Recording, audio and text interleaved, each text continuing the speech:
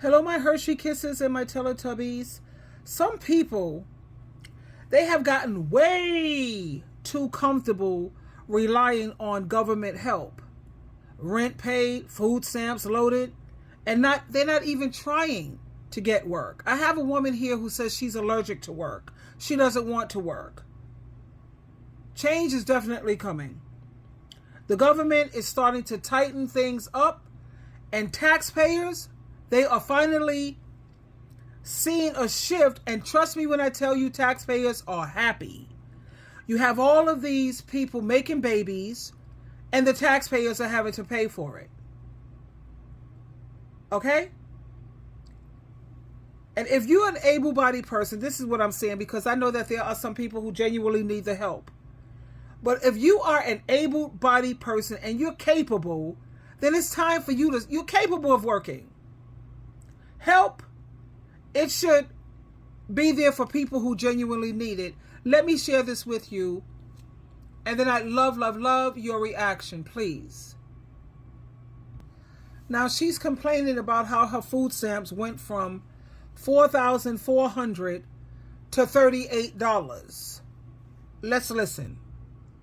My food stamps went from $4,400, $4,400 in food stamps every month to $38. What am I supposed to get with $38 with 6 kids? 6 kids. How the hell am I supposed to support my kids on $38 in food stamps? Not to mention our disability checks on hold. Our Section 8, my rent isn't getting paid tomorrow. So I have to come up with $1,100. Okay? I am allergic to work. I can't work. I refuse to work. The whole reason I had kids was the amount of government benefits that you get for one child. And now, with the dependent age being 7 and younger, none of my kids are dependents now. None of them, because they're all older than 7. So how am I supposed to live? How do I feed my kids on $38? This is not okay. Not okay. My food stamps went from $4,400, $4,400 in food stamps every month to $38. What am I supposed to get with $38 with 6 kids? First of all, why are you having 6 kids when you're struggling? Why are you having any kids when you're struggling financially? There are thousands of people in this country who have turned government assistance into a lifestyle. Not temporary help, but a permanent way of living. And let's be honest here. This is not what food stamps, housing vouchers, or Medicaid were meant for. These programs were created as a safety net mainly for those who are disabled, elderly people, and for people who genuinely are going through hard times. But what do we see?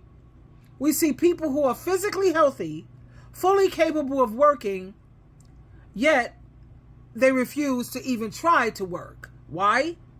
Because they figured out how to game the system, like you heard her say. That's why I had kids, so I don't have to work. Some people, they purposely avoid reporting the extra income from side jobs or hustles so they don't lose their benefits. I'm not going to knock that because, if they want people to stop all of this scamming and side hustles and report it, lower the rents. These rents are ridiculous. Utility bills ridiculous. Cost of food is ridiculous. But my point is, others, like the taxpayers, we keep having to pay for these kids. You know how many men are out here? They got 6 or 5, 7 different baby mamas, 13 or 10 kids, 6 kids, what? They keep having more kids just to increase their monthly food stamps and their housing allowance. That's what a lot of these women are doing. And many of them, they treat Section 8 or subsidized housing like a generational inheritance, passing it down instead of moving forward and becoming independent. Meanwhile, the taxpayers, The people who wake up every day, go to work, pay bills, pay taxes, they're the ones who's footing the bill.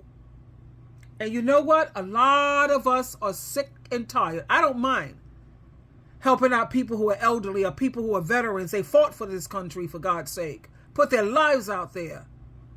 And people who have disabilities. But I know taxpayers, they're tired of working 9 to 5 just so someone else can sit at home and live better than they do without even putting in an effort. And the government, they're starting to see it too. That's why requirements are tightening up. Work requirements is being added. Yeah, you got deadlines are stricter. Fraud is being tracked more closely. And people who abuse the system are finally starting to get cut off. Like you hear this woman. $4,400 a month. Who eats $4,400 a month? Well, she got 6 kids. And now it's reduced to $38. Good luck, lady. You're going to need it. I hope those kids are at least 15 and up, because they could get working papers and they can get jobs. And that'll keep them busy while put them in church, put them in a ministry, make them work, go to school. They're too busy to use drugs, get into problems. Keep them busy. Now, I know that needing help, that's nothing to be ashamed of.